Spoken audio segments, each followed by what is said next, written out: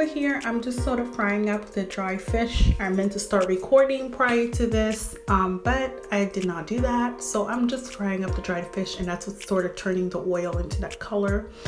And now I'm gonna go ahead and add my onions. You're going to cook these onions until they are translucent, and we're gonna go ahead and add our tomatoes. I just used cherry tomatoes and I crushed them up with my hands.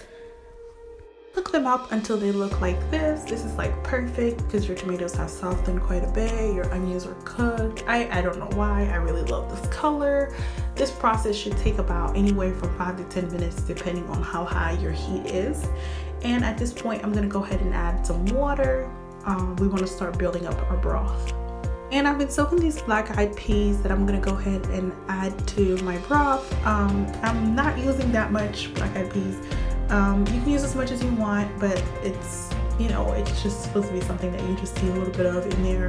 So I'm actually not going to use everything that I soaked. I'm just going to use a little bit of it, and I will write the quantity in the description box so that you can do what you like with it. Go ahead and give it a little stir, and you're gonna go ahead and cook this covered for about 30 minutes. Meanwhile that's going, you're gonna work on your knuckles.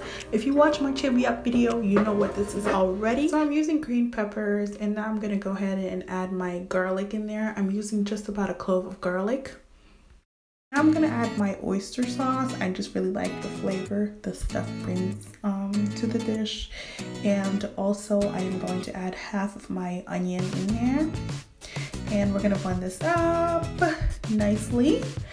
And when it comes out, you're going to add some, what are those? Chili peppers. So there's small chili peppers. And also I am going to add some soy sauce. At this point, this is what our broth looks like. You're ready to add your knuckles that was in the blender. So go ahead and put that in there. It's gonna flavor up your broth, and it's gonna just take the flavor profile to another level. Now I'm adding my vegetables, so I'm adding some cabbage. I really love cabbage, so I added like 2 pieces of cabbage in there. And we're also gonna add some turnips and some carrots. I just split the turnip in half and I peel a few carrots. There's really no, you know, secret to this. You just put as many vegetables as you like.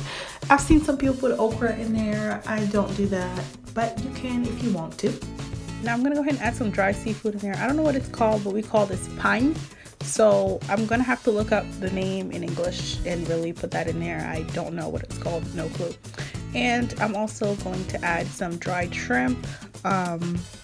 So the whole essence of all this is like using all these like dry seafoods and just sort of rehydrating them in a really nice broth, and then creating this like wonderful rice.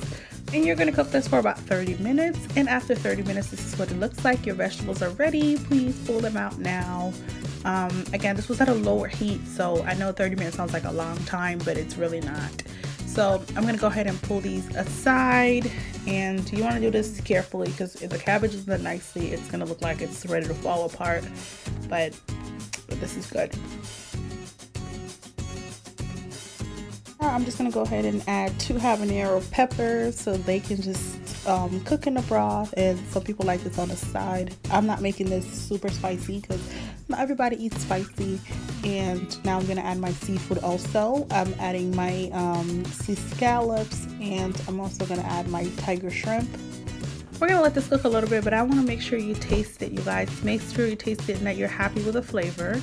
And now I am just gonna go ahead and add my rice. I did pre-steam my rice, so if you want to know how to do that, please leave that comment in the description, in the comment section, and I can do a video on that. It's super easy. So once my rice has been steamed, I'm just gonna go ahead now and I'm adding it to my broth. And once you have it all in there, we're just gonna go ahead and cover this up and let this cook on a lower heat setting for about 45 minutes. And when it comes out, it's going to look like this. The rice is super fluffy. It's not dry at all. And this is just exactly what you want it to look like. I've got a little secret. I don't usually eat this dish. I actually used to hate eating this dish, but I ate the whole pot of this stuff because it was just so doggone good. and you are ready to eat. I hope you guys enjoyed this recipe, and I'll see y'all next time. Bye.